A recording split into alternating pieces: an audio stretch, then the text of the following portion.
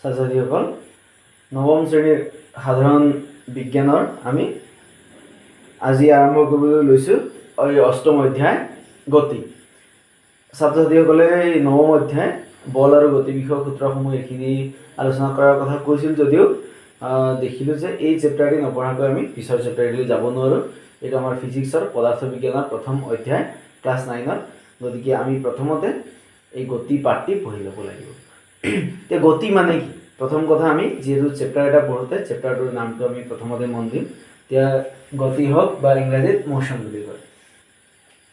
গতি মানে কি হ'ব? যে কিবা এটা বস্তুৱে লৰচৰ কৰিলে সেইটোৱে হ'ব গতি। এতিয়া মই যদি আগলৈ গ'লোঁ, মই কি কৰিছোঁ? গতি কৰিছোঁ।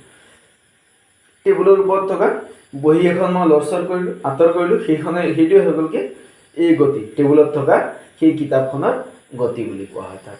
এতিয়া যিকোনো বস্তু আমাৰ প্ৰত্যেকটো বস্তু মানে প্ৰত্যেকটো বস্তু বুলি নহয়, বহুতো বস্তুৱে গতি কৰে, বহুতো বস্তুৱে গতি নকৰে। গতিকে গতিৰ আমি দুটা বেলেগ বেলেগ ধৰণে উদাহৰণ ডেফিনেশ্যন দিব পাৰোঁ, সূত্ৰ আগবঢ়াব পাৰোঁ। এতিয়া ধৰা চৰাই উৰে, মাছে সাঁতোৰে। এতিয়া এই গোটেইখিনি এই দুটা কি হ'ব? সিহঁতৰ গতি হ'ব, গতি বুলি কোৱা যায়। এতিয়া গ্ৰহ নক্ষত্ৰবোৰ অনবৰতে ঘূৰি আছে, সেইটো গ্ৰহ নক্ষত্ৰবোৰৰ গতি। এতিয়া গতিবোৰ বহুত বেলেগ বেলেগ ধৰণৰ। চৰাই উৰাৰ যিটো গতি, সেই গতিটোৰ লগত এই যিটো গ্ৰহ পৃথিৱীখনে যিটো ঘূৰি থকা গতি, সেইটো গতি একেই নহয়, বেলেগ বেলেগ গতি। কিন্তু গোটেইবোৰ আমি কি কৰিম? প্ৰথমতে গোটেইখিনি গতি বুলি আলোচনা কৰিম। এতিয়া গতি বুলি ক'লে কি হ'ব? প্ৰত্যেকটো বস্তুৱে তাৰমানে দুই ধৰণে আচৰণ কৰে। হয় সি গতি কৰে, নহ'লে সি গতি নকৰে, দুই ধৰণৰ। এতিয়া গতি নকৰিলে কি হ'ব? সি স্থিৰ হৈ থাকে। গতি নকৰা মানে সি স্থিতিশীল অৱস্থাত আছে, আৰু গতি কৰা মানে সি এটা ঠাইৰ পৰা আন এটা ঠাইলৈ গৈ উপস্থিত হৈছে। এতিয়া গতি কাক বোলে বুলি যদি তোমাক সোধা যায়, তেতিয়াহ'লে তুমি ক'ব লাগিব যে বস্তু এটাই সময়ৰ সাপেক্ষে তাৰ স্থান পৰিৱৰ্তন কৰিলে তাক গতি বুলি কোৱা হয়। এতিয়া যিকোনো এটা বস্তু হ'ল সময় সাপেক্ষে স্থান পৰিৱৰ্তন কৰিলে। ধৰা আজি ৰাতিপুৱা 8 বজাত বস্তু এটা জেগাত থোৱা হৈছে, এটা জেগাত আছিল। এতিয়া 9 বজাত কি হৈ গ'ল? সেই বস্তুটো বেলেগ জেগাত উপস্থিত হ'ল। গতিকে সেইটোৱে হ'ল কি? বস্তু এটাই সময় সাপেক্ষে এঘণ্টা সময়ত সি কি কৰিলে? তাৰ দূৰত্ব সলনি কৰিলে, তাৰ স্থান সলনি কৰিলে। এইটো ইয়াত আছিল, এই জেগাত আছিল 8 বজাত বস্তু এটা 8 AM। এতিয়া 9 বজাত ক'ত গৈ পালে? সি B জেগাত গৈ পালে। গতিকে কি হ'ব? এই এৰ পৰা বিলৈ যিটো দৈৰ্ঘ্য, যিটো দূৰত্ব, ইয়াকে আমি গতি বুলি কওঁ।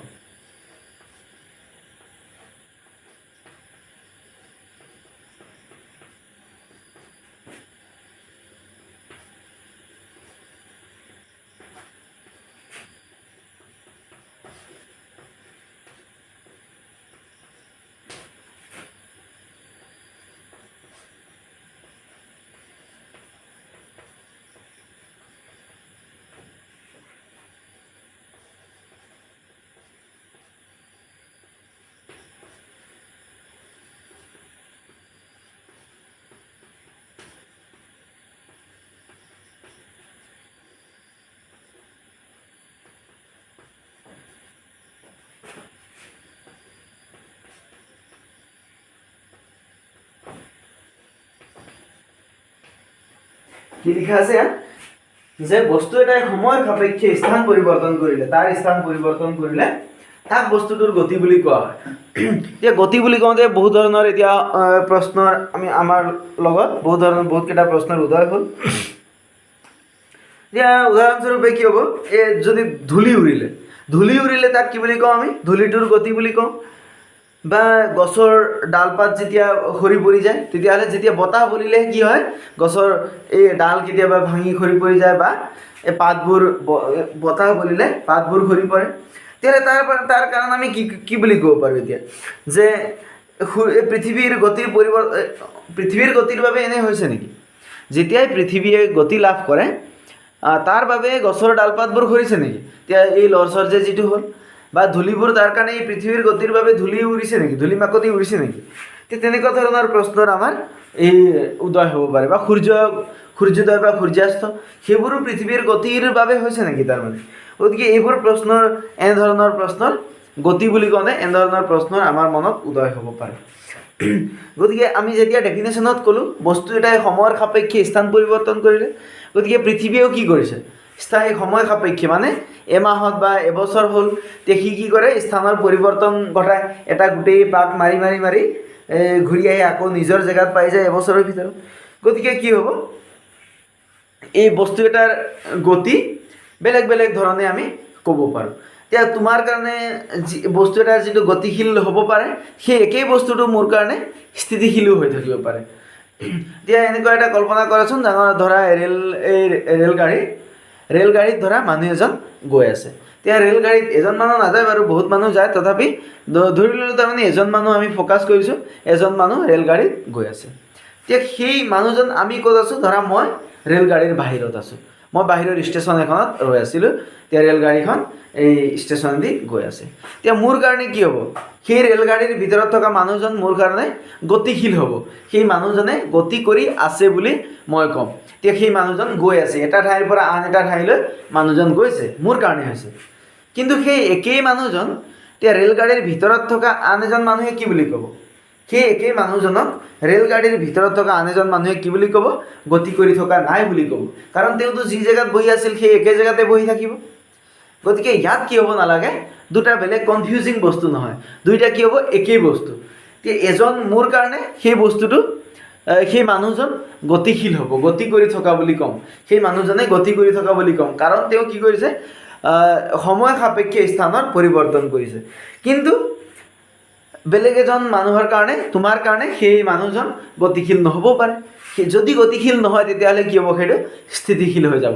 বস্তু এটা একে জেগাত ৰৈ আছে, এতিয়া এই বৰ্ডখন একে জেগাত ৰৈ আছে, ইয়াতেই আছে, গতিকে এই বৰ্ডখনক মই কি বুলি ক'ম, স্থিতিশীল বুলি ক'ম, স্থিতিশীল অৱস্থাত থকা বুলি ক'ম।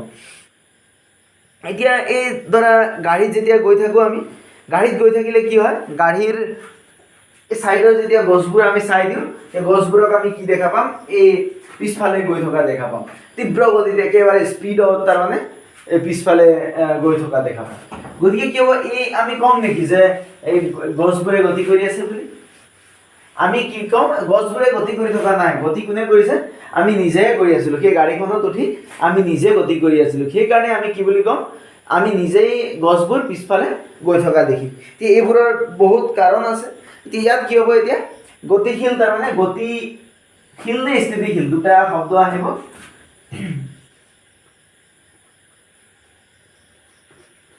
এতিয়া যদি বস্তু এটা স্থান পৰিৱৰ্তন কৰিছে সি গতিশীল, যদি বস্তু এটা স্থান পৰিৱৰ্তন কৰা নাই তেতিয়াহ'লে সি স্থিতিশীল। এতিয়া উদাহৰণটো ক'ৰ পৰা আহিল, একেটা বস্তু গতিশীল আৰু স্থিতিশীল হ'ব পাৰে। গাড়ীত গৈ থকা মানুহ এজন বাহিৰত থকা মানুহ এজনৰ কাৰণে গতিশীল হৈ যাব, কিন্তু গাড়ীৰ ভিতৰত থকা মানুহ এজনৰ কাৰণে সেই একেই মানুহজন স্থিতিশীল হৈ যাব।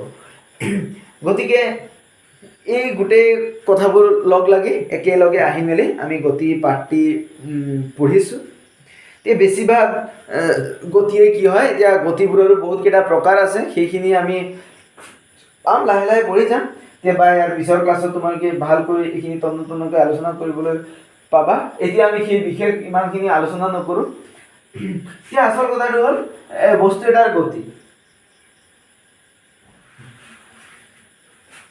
স্থিতিশীল মানে বস্তু এটাৰ গতি শূন্য বুলি ক'ম, ঠিক আছে।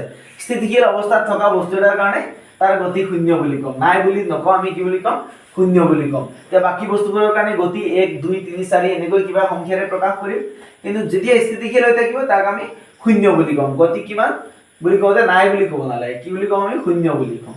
আচ্ছা, ঠিক আছে। এতিয়া গতি দুই ধৰণৰ হ'ব পাৰে, ধৰা এনেকুৱা এটা চিধা, এনেকুৱা ৰেল লাইন, কেনেকুৱা ৰেল কেনেকুৱা যায়, এটা চিধা এটা এই সমান্তৰাল এনেকুৱা ৰাস্তাত কি হয়, ৰেল লাইন, ৰেলে গতি কৰে তাৰমানে এইটো।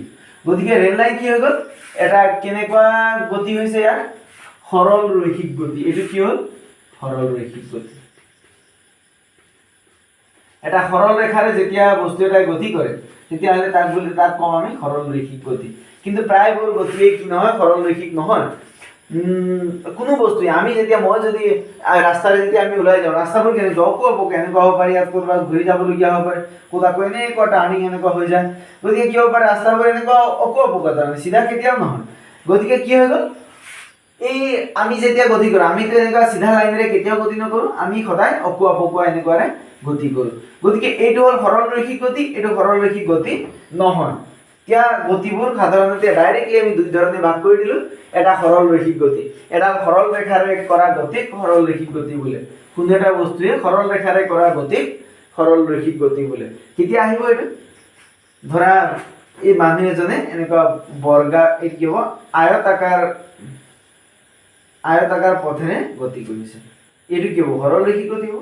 ইয়াৰ পৰা ইয়ালৈকে যেতিয়া গ'ল সৰল ৰৈখিক গতি হ'ল, একেবাৰে এটা লাইনত চিধাকৈ গৈছে, বা ইয়াৰ পৰা ইয়ালৈ তেওঁ চিধাকৈ গৈছে, ইয়াৰ পৰা ইয়ালৈ তেওঁ চিধাকৈ গৈছে, গতিকে সেইটো হ'ব সৰল ৰৈখিক গতি।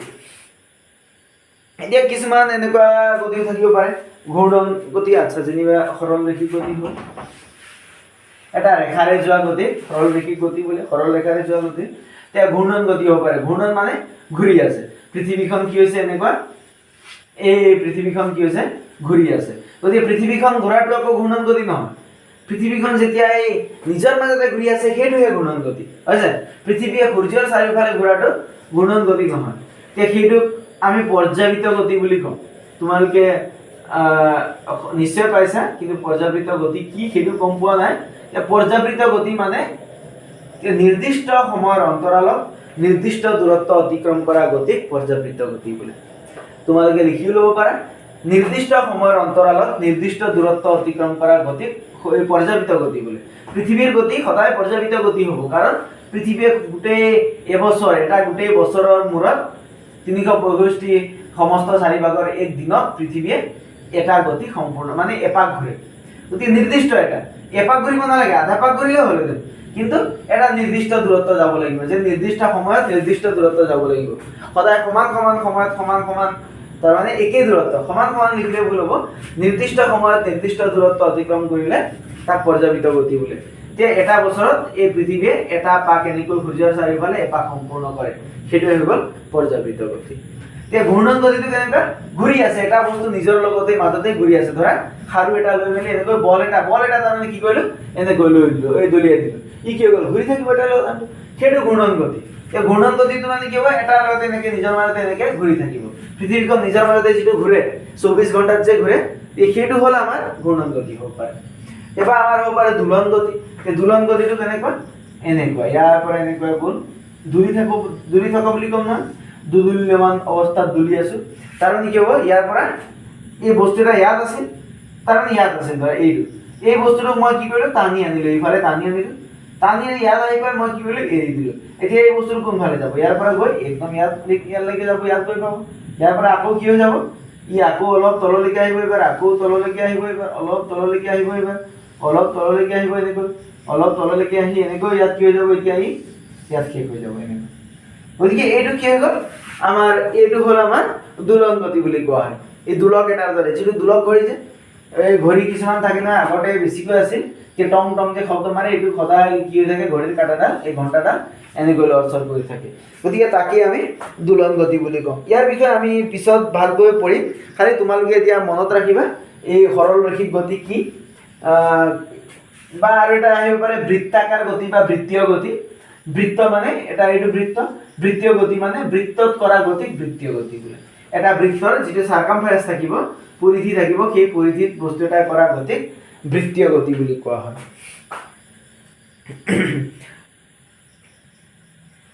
এতিয়া ধৰা কিছুমান এই বস্তুৰ সকলোখিনি, ধৰা কি হৈছে, নদীত কি আছিল? পটককৈ পানী বাঢ়ি গ'ল, গতিকে নদীত কি হৈ গ'ল? এতিয়া এই বাঢ়ি অহা পানীৰ যিটো গতি আছিল, সেই গতিৰ বাবে আমি কি কৰোঁ? বিপদত পৰিব পাৰোঁ। বা এই যিটো জলবিদ্যুৎ উৎপাদনত কি হৈ যায়? পটককৈ যেতিয়া পানী এৰি দিয়ে, যেতিয়া জলবিদ্যুৎ এই কোম্পানীয়ে, তেতিয়া কি হৈ যাব? আকৌ এই জলবিদ্যুতৰ পানীৰ ফলত আকৌ যিবোৰ কি হৈ গ'ল? পানীৰ গতি বৃদ্ধি পালে, গতিকে কি হৈ যাব? এতিয়া আমাৰ অনিষ্ট সাধন কৰিব পাৰে। গতিকে গতিৰ ধৰণে আমি বহুত ধৰণে কথাখিনি ক'ব পাৰোঁ।